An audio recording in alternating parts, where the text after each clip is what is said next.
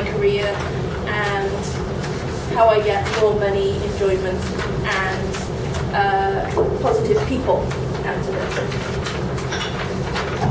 So, hopefully most of you know me. I'm Steph Locke. I run SQL group, help organise the .NET user group, run the local R user group. I used to pay for Unified Diff to run on Meetup, and now I pay for the PyDiff group. Because otherwise they would be like the Linux user group, who you're only allowed to attend the Linux user group if you can find their IRC channel, where they will tell you where they meet. Is it a different place for secret handshake? It's a bilingual secret handshake on Twitter. They tell you an event is happening, at what time and in what city, but they don't tell you where in that city. None of this newfangled social media for the Linux guys. And I'm currently principal consultant for Mango Solutions. And they're a data science company. And they have a cat, Mango a cat. So, on to this. This is from Stack Overflow.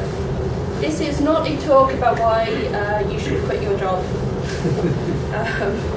Thankfully, Gene's not here. Gene's a bit scary, but Gene takes it a bit amiss when he thinks I'm remotely trying to poach his staff.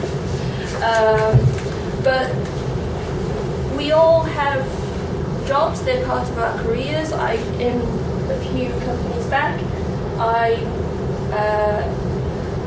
effectively changed job title every year for 4 years, but I stayed with the company for quite a while.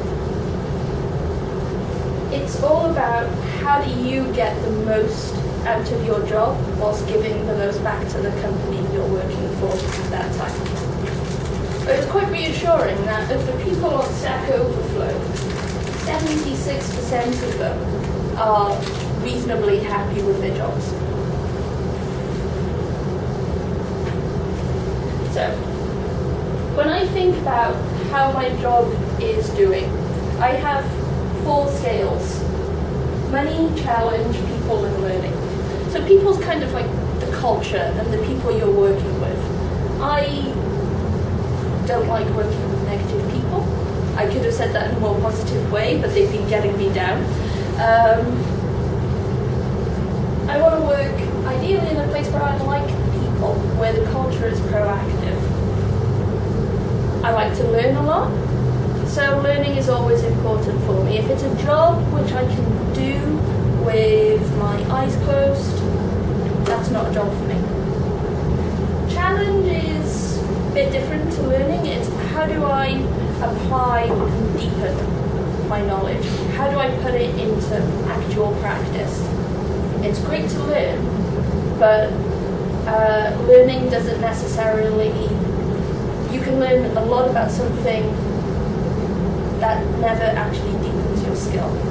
Challenge puts you up against a time pressure or a thing that couldn't be done and you get to overcome it. That's important. And of course money is important. So when I'm eyeing up my current job or my next job and I'm interviewing with somebody, I kind of think about, from what they've said and from what I know, what does this job profile look like? What are the people like? How am I going to learn? How much challenge is there? Is there a lot of time pressure? Are they heavily under-resourced? And how much money am I going to make? And I balance these up. Now, I always tell people, if you want to make lots of money, learn Fortran, because there aren't enough people who know Fortran. They're all retired. And as a result, you're going to make shed loads of money because you have a captive market. But you're keeping the lights on. You're not doing any active development or skills learning whatsoever. So these end up low. And you might end up working basically in a box because nobody wants to talk to the guy who knows Fortran.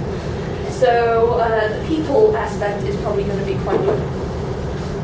So when you're thinking about how your job feels, explore how the next job feels, kind of grow where you want to be, where that job is, and whether you're okay with that compromise, and whether there's anything you can do to make it better. If you still really want to work there, but you think it's a bit too low on the scale. Learning or learning? Yes, I do. Good spot. That's it. It's like, have a typo, annoy a man for a day, teach a man about kerning, annoy a man for life. Okay. Supply and demand. You don't want to be in a job or have a specialty where the demand is going down. In much the same way that these days in demand is big data, data scientist. If you said I specialize in small data, you're not going to get very many jobs. It's not sexy. And unfortunately, managers really like sexy job titles. Back when I was first an analyst, I was described as a handbag by my boss because everybody had to have one. Everybody wanted an analyst in that company, which was great. It meant I got my job. And supply. So I'm young enough to this not be something I said, but back before Y2K, any man with a certificate in VB could get a like 60 grand job solving the Y2K bug. And then everybody after that was no longer needed their VB certificate, and the supply grossly exceeded demand, and their salaries fell through the floor. You can, especially if you just want to make lots of money, kind of ride the fad waves.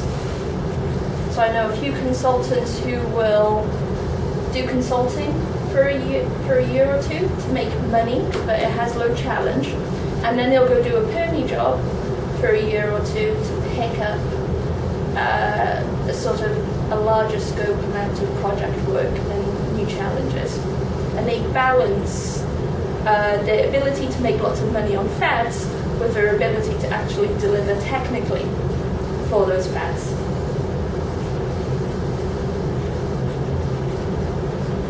Somebody did tack on an end to this, and it's coming back to that sexy job title. The job description you have, the thing you put on LinkedIn, how you describe your job in your CV is really important for getting the next job. And I've quite happily I've worked in places where you can't necessarily up your salary very easily, but they're more than willing to give you a job title if it keeps you happy. So if you want to say, no, I don't want to be a DBA, I want to be a data engineer, because you're doing a lot more of the putting data in at big scale, less about concentrating on the infrastructure, then see if you can convince your boss to give you that title. You'll be happy, and they'll be happy, and probably neither of you will be any richer.